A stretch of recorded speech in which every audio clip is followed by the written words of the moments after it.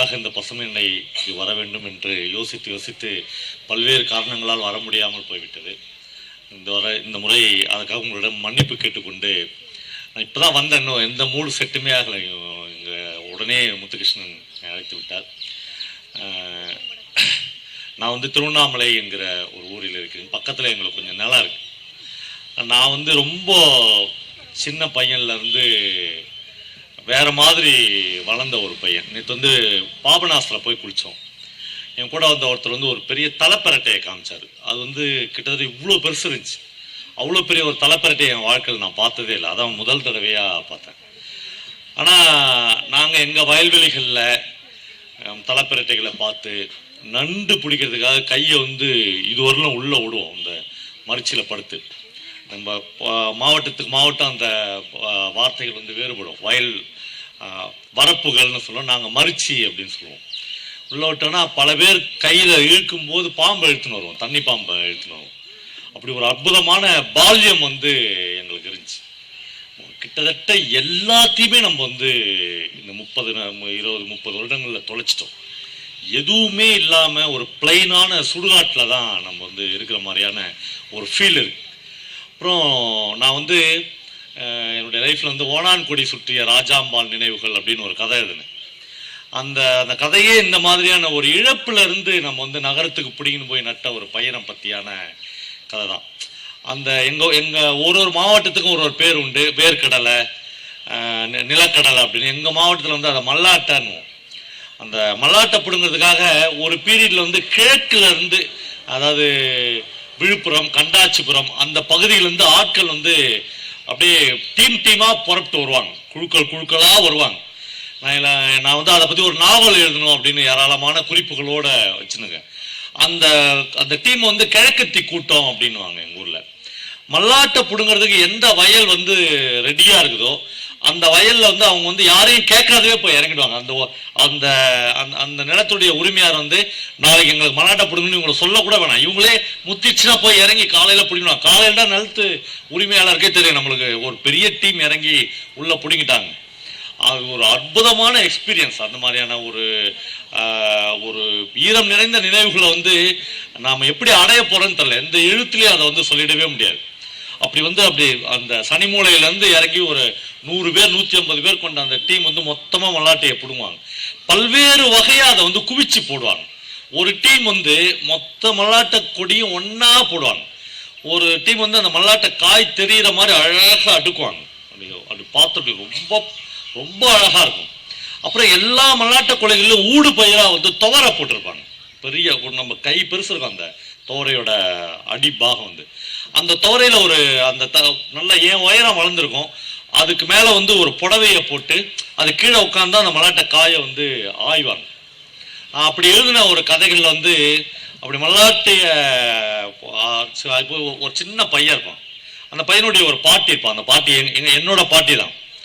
அந்த பாட்டிக்கிட்ட போயிட்டு ஒரு முத்தனை மல்லாட்டை எடுத்து அவன் உரிச்சு பார்ப்பான். இந்த பையன் வந்து இந்த மாதிரியான அற்புதமான ஒரு கிராமத்திலேருந்து நகரத்துக்கு வேரோடு பிடுங்கி எடுத்துன்னு போய் நடப்படப்பட்ட ஒரு பையன். அவனை அந்த நகரத்தோடு இருக்கவே முடியாது. அவனுக்கு அந்த பாட்டியோடு சேர்ந்து அந்த மல்லாட்டை பிடுங்க வந்திருப்பான்.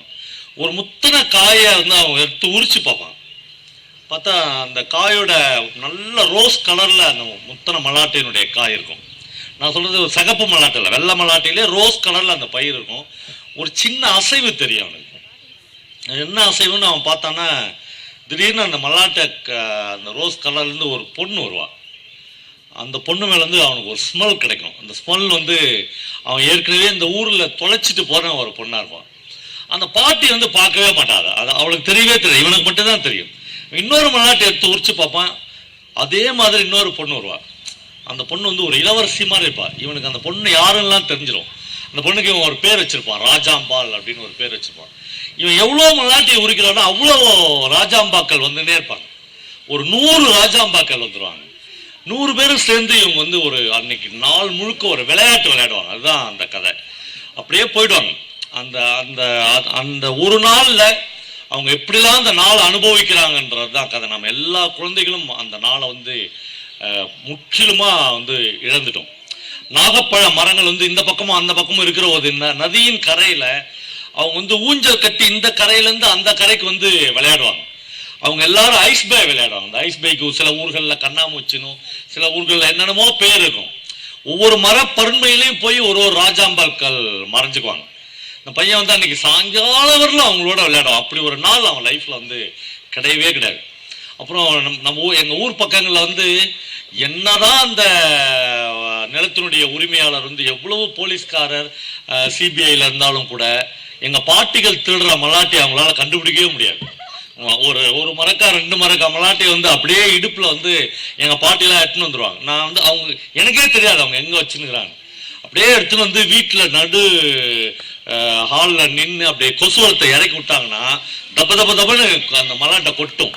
அது வந்து அன்னைக்கு கூலியா அவங்களுக்கு கிடைச்சிச்சுல, அது மாதிரி 2 மடங்கு மல்லாட்டை இருக்கும்.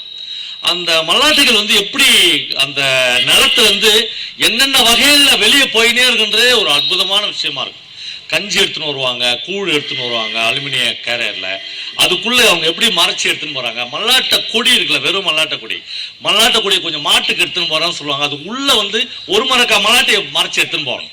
ரொம்ப பிரமாதமா இருக்கும். அந்த அந்த வாழ்வியல் முழுக்க நமக்கு வந்து தொலைக்கப்பட்ட வாழ்வியல் ஆயிடுச்சு. இப்போ சமீப காலங்களில் ஒரு 10 வருஷத்துல நமக்கு வந்து இயற்கை வேளாண்மைன்ற ஒரு கான்செப்ட் வந்து ரொம்ப முக்கியமா கிராமங்களில் வந்து அப்ளிகேட் ஆயிடுச்சு. ஆனால் அதை வந்து ஒரு விவசாயியா அதை வந்து போயிட்டு அதை எங்கள் நிலத்துல வந்து பரிசோதிச்சு பார்க்கும்போது நாங்கள் படுற அவஸ்தைகள் இருக்குதுல்ல, கண்டிப்பாக ஒவ்வொருத்தரும் அதனுடைய ஒரு எக்ஸ்ட்ரீம் வடிவத்தில் வந்து இதை கைவிட்டலானே தோணும். அவ்வளவு நீங்கள் மனசில் நினைக்கிறது வந்து அந்த நிலத்துக்கு எடுத்துன்னு போக முடியாது. அந்த நிலத்துக்கும் நமக்குமான டிஸ்டன்ஸ் இருக்குல்ல, அது வந்து 4 அடி 5 அடி கூட இல்லை. அப்படி முடிஞ்சா ஒரு லேண்ட்ஸ்கேப் வந்து நம்ம தொட்டலாம். ஆனால் நம்ம மனசில் இருக்கிறது அந்த மண்ணுக்கு மாத்துறதுக்குள்ள நமக்கு வந்து 1000 தடைகள் இருக்கும்.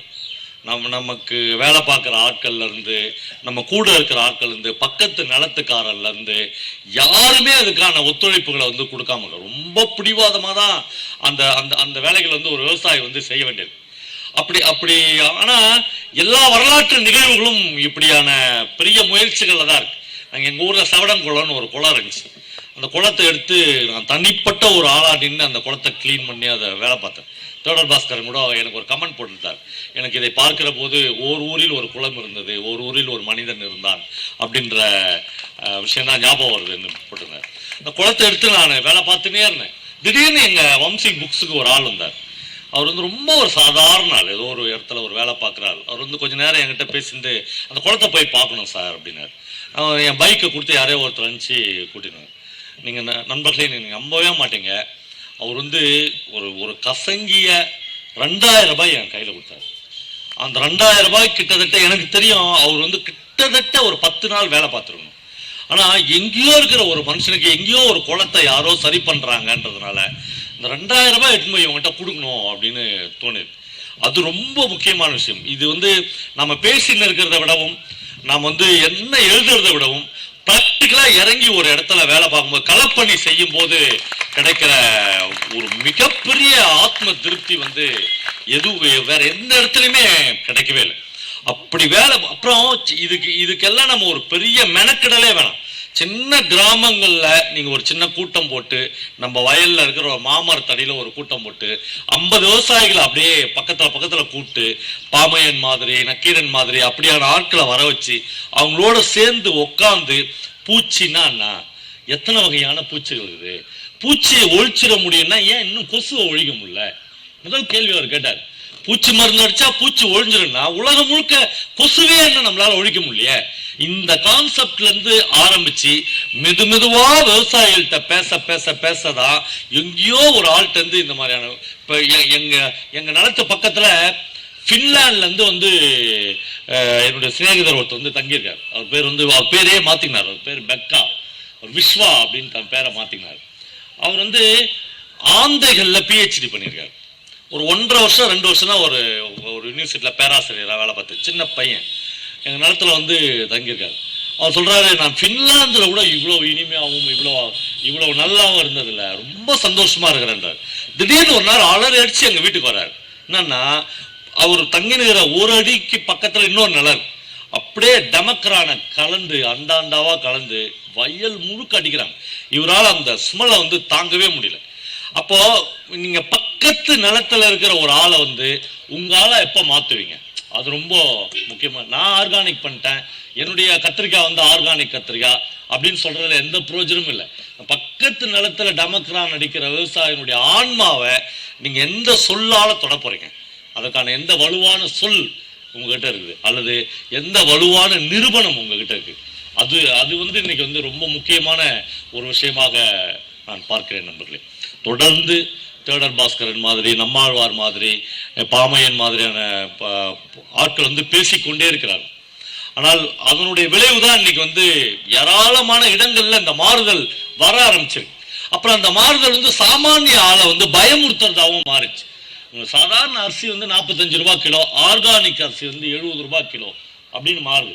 அது இல்லை, சாதாரண அரிசி 45 ரூபாய், ஆர்கானிக் அரிசி 35 ரூபான்னு அது குறையணும். அந்த அந்த வேலைகளை நம்ம எப்ப செய்ய முடியும்னா, இது பரவலாக்கும் போது ஆட்டோமேட்டிக்கா அதை வந்து செய்ய முடியும். எந்த நல்ல விஷயங்களும் நீங்க வந்து அப்படியே வரலாற்றுல பார்த்துன்னு இருந்தீங்கன்னா, எந்த மிக முக்கியமான விஷயங்களும் ஒரு உச்சத்துக்கு போகிற போது அது நம்ம கையை விட்டு போய் வேற யார் கையிலயும் இருக்கு. நமக்கு ஒரு எட்டாத விஷயங்களை ஆர்கானிக் ஃபுட் வாங்குறவங்க யார் சார்னு பார்த்தீங்கன்னா, ஃபோர்டு கார்ல போய் நிறுத்திட்டு அப்படியே மெட்ராஸ்ல வந்து ஒரு ஒரு பெரிய அப்படியே குளிரூட்டப்பட்ட அறையில போய் ஒரு பேக்கெட் அரிசி வந்து 70 ரூபான்னு வாங்கிட்டு வர ஆட்களை தான் இன்னைக்கு மாறிட்டாங்க. நம்ம ஆளுக்கு இதுவும் ஆச்சரியமாகுது. நாம முயற்சி பண்ற எல்லாமே வேற யாருக்கோ தான் கிடைக்குது. அது இல்லை நண்பர்களே. நாம் வந்து தண்ணியை எப்படிலாம் குடிச்சிருக்கோம். தேடர் பாஸ்கர் இப்போ கொஞ்ச நேரத்துக்கு முன்னாடி சொல்லும்போது, வாழ்க்கை யாராவது யோசித்து பார்த்துருமா, தண்ணி வந்து பாட்டில் அடிச்சு விற்பாங்க, அது வந்து பால் விலை இருக்குன்னு யோசித்து பார்த்தோமா? தமிழ்நாட்டில் முதல் ஹோட்டல் வந்த விஷயத்த சொல்றாங்க. நீ என்ன கடை வச்சுக்கிறார் மாப்பிள்ள அப்படின்னு கேட்கும்போது, ஹோட்டல் வச்சுக்கிறாரு. ஐயா, சோறு விற்கிறவனுக்கு என் பொண்ணை கொடுக்க போறேன் அப்படின்னு சொன்னதுதான். இன்னைக்கு வந்து ஹோட்டல் தான் ஒரு நகரத்தை அப்படியே முழுக்க ஆக்கிரமிச்சிருக்கு. சோறு விற்கிறது முத தண்ணி. ஒரு இந்த கோயம்புத்தூர்ல தான் எனக்கு தெரிஞ்சு வந்து மினரல் வாட்டர் வந்து முதல் விற்பனை செய்யப்பட்டதா சொல்றாங்க. அவங்க தாத்தா வந்து ஒரு பெரிய பிசினஸ் பையன் போய் சொல்றான், தாத்தா தண்ணிய பாட்டில் அடைச்சு விற்க போறேன். மூச்சு நின்றுச்சு அந்த தாத்தாவுக்கு. அட பாவி, தண்ணிய பாட்டில் அடிச்சு விற்க போறேன், தண்ணியவா அப்படின்னு மறுபடியும் அந்த தாத்தா வந்து கேட்டிருக்காரு. அவ்வளவு எல்லாத்தையும் விற்கிற ஒரு கல்ச்சருக்கு வந்து போயிட்டு எல்லா கிராமங்கள்லையும் குற்றாலத்தை வந்து அப்படியே அருவி ஊத்துது சார். பக்கத்துல நூற்றுக்கணக்கான தண்ணி பாட்டில் விற்கிற கடை இருக்கு. நம்மால் குற்றாலத்துக்கு குளிக்க போகும்போதே 2 தண்ணி பாட்டில கையில வாங்கி போற காட்சி வந்து பாரு. இந்த கான்செப்டே நம்மளுக்கு புரியல. இப்படி ஒரு பயங்கரமான முரண்பாடுகளுக்குள்ளதான் மனுஷன் வந்து சிக்கிக்கணும். 2 தண்ணி பாட்டில வாங்கின்னு குற்றால அருவிக்கு குளிக்க போற ஒரு மனநிலை இருக்குல்ல, ஒரு மனுஷனுக்கு ஏற்பட்ட மனநிலை, அது வந்து ரொம்ப பயங்கரமான மனநிலையா இருக்கு. நாங்க வந்து இப்போ கொஞ்சம் நஞ்சமான விஷயங்களை ஏற்கல. வாய்க்கால்ல வரப்புகள்ல தண்ணி போகும்போது அது மேல இருக்கிற புல்லுல முட்டி போட்டு அப்படியே தவழ்ந்து தண்ணி குடிக்கிறது இல்ல, மாடு ஆடு குடிக்கல, அந்த மாதிரி இந்த பீரியட்ல இருக்கிற குழந்தைகள் எத்தனை பேர் குடிச்சுக்கிறோம் தண்ணியை? நம்ம தான் பிளாஸ்டிக் பாட்டில் குடிச்சு அப்படி தூக்கி போடுற ஆட்களா மாறிட்டோம். எல்லாத்தையும் தூக்கி போடுற ஒரு மனநிலை நமக்குள்ள வந்திருக்கு. இந்த மனநிலை தான் நீங்க 45-50 வயசுல அப்பா அம்மாவை அப்படி தூக்கி போடுற ஆட்களா மாறிட்டோம். நம்ம வந்து வேற இடத்துக்கு போயிட்டோம். அப்படி ஜஸ்ட் அப்படி தூக்கி போடுறாங்க. இது எல்லாமே குழந்தைகள்ல இருந்து நம்மளுக்கு வந்து சைல்ட்ஹுட்ல இருந்து நம்ம குழந்தைகளை பழக்கிற விதங்கள்ல தான் வந்து இருக்கு. சகல விஷயங்களையும் நாம் வந்து இழந்துட்டு இன்னைக்கு ஒரு மிக மோசமான நிலைமையில இருக்கோம். ஆனால் இந்த நிலைமை நீடிக்காது.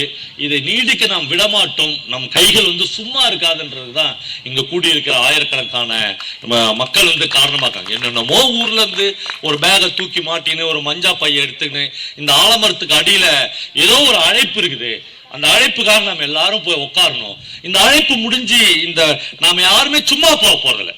இன்னைக்கு நைட்டு வீட்டுக்கு போய் நம்ம கிராமங்களுக்குள்ளேயோ நம்ம நகரங்களுக்குள்ளேயோ நம்முடைய ரெகுலர் லைஃபுக்குள்ளேயோ நுழையும் போது மிக நிச்சயமாக நம்ம மனசு வந்து பிராண்டும். இங்க பேசப்பட்ட விஷயங்கள், இங்க பார்த்த மனிதர்கள், இங்க பார்த்த ஆளுமைகள், இவங்களுடைய படைப்புகளை படிச்ச விஷயம், இதெல்லாம் நம்மளை பிராண்டும்.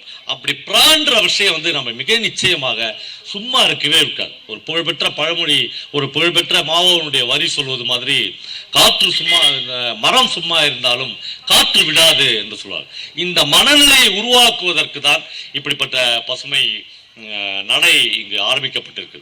தமிழ்நாட்டின் அனைத்து தரப்புகளிலிருந்தும் பத்திரிகையாளர்கள், எழுத்தாளர்கள், சுற்றுப்புற அறிஞர்கள் எல்லோரும் இந்த மரத்தடி வந்து அழைத்திருக்கு. இன்னைக்கு காலையில் என்னுடைய ஃப்ரெண்டு வீட்டில் இருந்தோம். காலையில் என்னுடைய ஃப்ரெண்டு சொல்கிறார், சார் பவா இந்த வீட்டில் வந்து 2 சிட்டுக்குருவி இருக்குது. நான் போய் அந்த சிட்டுக்குருவி எட்டியே பார்க்கல.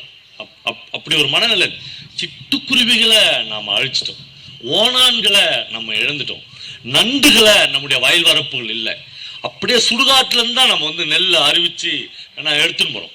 எல்லாம் எதுவுமே இல்லை, தவளைகள் இல்லை, வரப்பில் வந்து தவளைகள் இல்லை, நண்டுகள் இல்லை, சிட்டுக்குருவிகள் இல்லை, எதுவுமே. நீ மட்டும் ஏண்டா இருக்கிற, நீ மட்டும் எழுதுற, நீ மட்டும் என்ன பண்ணிட போற? இது எல்லாவற்றையும் நாம் இழந்து விட்டு நம்முடைய சுயநலம் வந்து பெருகி பெருகி ஒரு பெரிய பூதாகரமான நம்மளுக்குள்ளேயே அடங்கி இருக்கிறது. இந்த மாதிரியான நிகழ்வுகள் அந்த தான் என்கிற விஷயத்தை நமக்குள்ளே இருந்து, சுயம் என்கிற விஷயத்தை, நான் என்கிற விஷயத்தை நமக்குள்ளே இருந்து பிடுங்கி எடுக்க வேண்டும்.